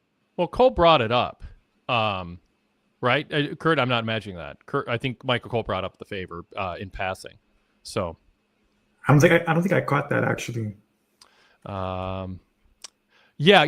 Cole said at the very end of the show, Cole, in my report, it says Cole said Heyman owes Punk a favor as Reigns was standing over Punk and fans were chanting OTC. So it was at the very end of the show, he slipped that in. So it's still it's still there, hovering. Yeah. Yeah. Anything else you want to say about what Terrell said, Kurt? Yeah, I agree. The Tiffany Stratton and Charlotte build has been weak, ice cold. Although Charlotte was good last, was it SmackDown last week where she had like her best promo in a while? It was last week's show, and I mean, that might have been her best promo ever because she felt like a real person and not a robot. A robot. Yep. I mean, so maybe she can build on that. Maybe, I watched him, like Paul Heyman's gotten to her. Like, he always takes weak interviews but people who are stars and turns them into something. Did it in ECW. He did it way back in WCW. The best Sting promos when Sting was hemming and hawing and stuttering and stammering, it was on the Danger Zone when Sting was starting out, or a few years into starting out. So, so I don't know. I mean, I haven't heard either way on that, but it wouldn't shock me if somebody got to Charlotte and said, "All right, let's shut up these critics. Let's shut up these people online that you're noticing and whatever. Let's do some good work. Here's how we can do it." Hopefully they pivot and it gets better. Yeah, hopefully it does. They still have time. They still have a month and a half to go, but definitely so far the women's match on Raw is way hotter than the women's match on SmackDown. Yeah. Standard Deviation says AI is getting better. It makes sense for Charlotte's promos to pass as human eventually. Points for that. Sadler Vision 3 says Flair is ultra washed. Kyle Fassel joined us late, but he goes, Tiffany has Ric Flair as her manager, and that could heat it up, LO. Or if Tiffany has Ric Flair as her manager, it could heat it up. Yeah. Why not, Kurt? We don't need to see Ric Flair around anymore like that. Yeah. I agree. Such a sign of AEW. I'm just a messenger. All right. Jarrell, anything else? And the last thing for me would be also Tiffany sound even more like a robot than Charlotte do because of her character and playing into how they have her speak in her character form. It is even more of a robot. So they like double negatives and it's not turning into a positive, it's making even a more negative. So but my last thing would be, I know y'all was talking about maybe they add on more people to, like the Braun might have a triple threat or a ladder match or whatever. I'm thinking and this is me just going ahead and speculating, after he destroyed Finn next week, that's when you get the member the new Judgment Day member that Dom bring out, because Dom looking more like a leader. And also with Penta having a big match against somebody who's from that area with Ludwig Kaiser, and he wins there, you're going to start the process. You could start the process of those two finally meeting after they bump into the hallways with each other, and go at it, and you get a singles match, because I think Braun and that title needs a single match where he can showcase everything and not something that's quick as well. And it's going up. You might as well use the heat that you're putting behind Penta as something to help enhance that title and Braun and his reign. What y'all think about that? All right, Kurt. That'd be great. That would be a great match with Penta and Braun Breaker. It would be their first WrestleMania for both of them. Yeah, it'd be a great showcase for them. I don't know if they'll do it because they probably want to squeeze in as many people on the show as possible, but they did tease it right before the Royal Rumble. I remember that, like, one brief segment they had backstage. If they end up doing that as the IC match at WrestleMania, they could take my money right now in installments, at least, because those tickets are too damn expensive. You can take my money in installments. I love it. That's a mic drop.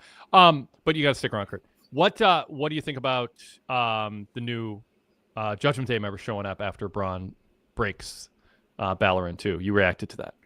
Ooh, that would be great, especially in an international crowd. Yeah, that would be white hot. Yeah. If they do it. Rusev is close in that area, so yes. Hey, that's a person that you can think of. And since Triple H has been on top of these pay-per-views and stuff for a while, last year they didn't try to stuff a lot of people in Mania, so I don't think they kind of placate to that too much no more. They don't try to stuff so many people on the show. They I try wrote to in have my those on shows. I wrote in my AW Roundtable review for VIP members on the VIP site that AW needs to stop putting every top star on every pay-per-view. They could do enough pay-per-views now. When it was quarterly, of course, but now don't make the shows 4 hours. Don't put everybody on them. It's not. I know it's tough. You think so many people earn it at WrestleMania, but it's about the fans. It's not. I mean, ultimately, it's about the fans, not the wrestlers. And I don't say that callously or dismissively, but this isn't a charity. It's not a ribbon for everybody. This is an elementary school where everyone gets X number of minutes, on the quarter to sing. It's like, just put it. If you have to hurt a few feelings, do it. Especially lower card stuff. I don't know. Anyway. I miss when they had the Money in the Bank ladder matches at WrestleMania. Then everybody was happy. Yes. Yep. Cool. Darrell, anything else? Oh, nothing else. Like I said, that was my last one. Yeah. Thanks Cool. talking to you guys. Everybody doing VIP. Thank you. Take care, Darrell. Yep. All right. All right, cool. Okay. So let me go to JB in the mailbag here. Is the attempt of this Rhea Io Bianca triangle to turn Rhea heel? If not, they're doing a poor job presenting Rhea the past 2 Raws. How big of a mistake? I know we talked about this quite a bit earlier, but would turning Rhea heel necessarily be a big mistake? Let's entertain that notion that that's a thought. I think JB's being more sarcastic. Like, if they're not, they're doing a bad job. But could that work because she's so popular that fans would be even more upset? And do they have enough baby faces lined up for that to make any sense?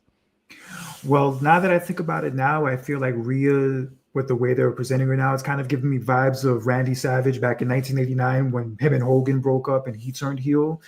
I mean, Savage was hot as a babyface, and there was a question maybe why turning him heel would have been a bad idea, but it did end up working. It did great business off of it. So I could see Rhea Ripley succeeding in that role, even if it might be the best idea for her popularity. Yeah. She could end up pulling it off so well that it ends up being even hotter than anything they could have done with her otherwise. Yeah. JB says, it's ironic one of the first major things American Made did is have their leader go to Mexico and learn luchador-style wrestling. Jey Uso's spear is noticeably bad to me. I think what makes it worse is there's so many good spears in wrestling right now that his looks really bad. Do you agree with that, Kurt? I just think they use the spear too much. There's like 5 or 6 different people that use it. Even Braun Breaker uses it. So it's to the point where like, he does it well. It should be just Braun's move at this point. It's okay. WWE's really going all in on the right-wing comedian, influencer, celebrity right now. I don't know enough to know if they're right-wing. Is that a... Neither do I. Yeah. Tonight's steel cage match had too much finisher spamming for my liking. Yeah, join the club. As always, love the show and go VIP. Kurt, is there anything else you want to bring up? And I'll browse the end of or look at the chat while you bring anything else up you want. One thing. What did you think of Cody's promo tonight compared to the one on SmackDown? I haven't thought about comparing them, but so I have to process that. But I thought it was okay.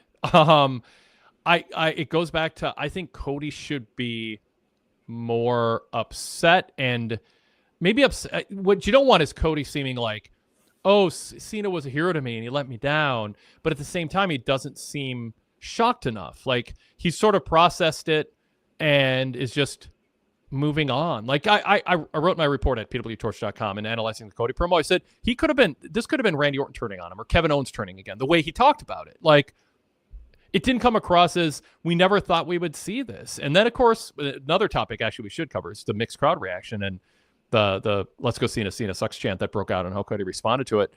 So I don't know. I mean, Cody was kind of mocking Cena for being, his inner circle being Travis Scott on The Rock. But I don't know. It's just the tone didn't seem to fit what happened to him. I think he should be more angry. What's the answer to your question? How did you compare the two? I think the one on SmackDown was probably a little stronger. I think they only really had him there tonight because it was Madison Square Garden. Mm-hmm. He's the champion, so they just had to have him be out there for the sake of it. And I think he's probably saving like all that fire and all that heat for when he sees Cena face to face. So that's going to be the one to really watch for, is what he says to him next week.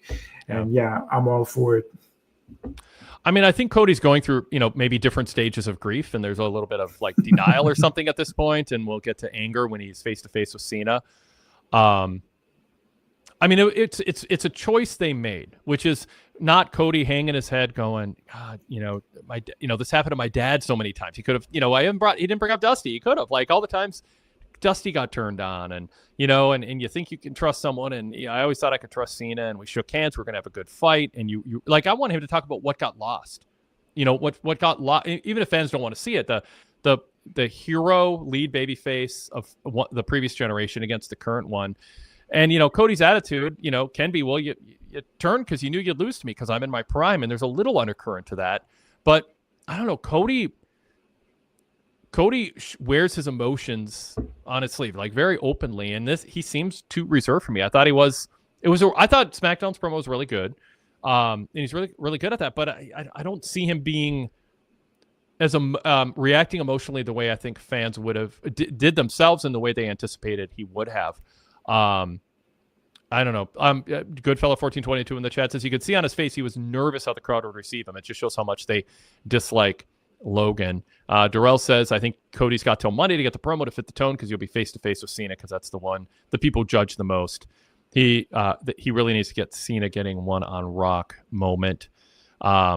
Sadler version 3 says Cody's promo felt like they wanted to have something out there to keep the feud simmering, but I don't think it was necessary. We are waiting for Cena to talk. And Brock Benningfield says, yeah, Cena's been too absent. And Kyle Fassel says, I wanted him to question why John isn't there more often. Goodfellow 1422 said Cody's promo is forgettable tonight. Sad to say. Yeah, that's a good point. He could kind of do to Cena what Cena was doing to The Rock during their feud, where Cena was calling The Rock out for not being around, for like pretending to care about the place when he's like doing other projects as opposed to being there every week. Yeah, he could definitely do that with Cena in this feud. And it's funny you bring that up about, like, Cody not sounding pissed off enough or sounding like angry enough, because that's the exact same criticism they would give John Cena anytime you would lose a championship. That's a good point. The next night on Raw, he would like come out with with a smiley face, jumping up and down and act like as if nothing happened. And it's like, bro, you just lost the title. Why the hell are you happy? Why are you smiling right now? Interesting. Yeah. And that was Vince McMahon, kind of telling him, oh, we don't want fans to be sad, but I think you want to own your finishes, and you can't have a thrill of victory if there isn't going to be an agony of defeat. You got to have both to make it work. So, yeah, I mean, but I think the strategy is, get Cody out there at MSG, and we've got a month plus to heat this up, and let's wait till Cena shows up, and that'll be when things really, really get rolling. I am in the camp that I don't think let's go Cena sucks was anti-Cody. I think it was just fans nostalgically wanting to do it. I didn't read into it. I think people will read into that and think, oh, that's a bad sign. But do you, Kurt, you're kind of agreeing with me on that, but do you think there's the New York crowd there's a risk of Cody, that he should have been nervous about that? I mean, I think Cena should be nervous too. I don't know. Not really. I mean, when I saw him outside of the Garden today, people were happy to see him. People were like asking for pictures and stuff. Yeah, I don't get that vibe that they were against him in any regard. They were against Logan Paul. That's for damn sure. Yeah. A lot of reason to be against him. Yeah. Yes. All right, cool. Kurt, anything else you want to add before we sign off here? No, that pretty much wraps it up. I thought it was another strong episode of Raw tonight. Great main event. I mean, people kind of like felt mixed about it, but overall, I thought the show was still good for what it was. And yeah, another great main event, another great angle, and I can't wait for next week. Awesome. Kurt, great talking with you as always. Thanks. You too. So everybody, again, just final plug up the graphic up to remind you, you can get a 7-day free trial. Just search PWTorch VIP in Spotify or on Patreon. Whatever ecosystem you're part of, you can get 7 days free, catch up on the roundtables on Elimination Chamber and AW Revolution, and sign up for our podcast feed. And then the full VIP membership, which comes with access to our archives, customizable RSS feeds for all our shows, those the roundtables that I just wrote about, the written scores and reviews of the pay-per-views. You can dive into our archives and go back to the late 1980s. So pwtorch.com/govip. There's so much cool stuff in there. I mean, a lifetime of work, and from tons of people covering all the big stories from the past 35 plus years. So check it out. pwtorch.com/govip gives you all the options of how to sign up. You can even sign up using your Apple account on your iPhone within the Apple Podcast app. All explained at pwtorch.com/govip. Check out the NXT post-game show tomorrow night live or Tuesday Night Live on the YouTube channel. And yeah, I'll be by Wednesday night after Dynamite. We got a lot to talk about with Revolution Fallout. Tej, who attended as a media representative of the Torch at AW Revolution, will be by to talk about his experience, and he'll be co-hosting with me after Dynamite Wednesday. And Jason Paul will be joining me on the flagship tomorrow, the podcast only, audio only version. Search Wade Keller and subscribe to the Blue Logo Show in your podcast app. Send your questions now, wadekellerpodcast at gmail.com. Thanks, everybody.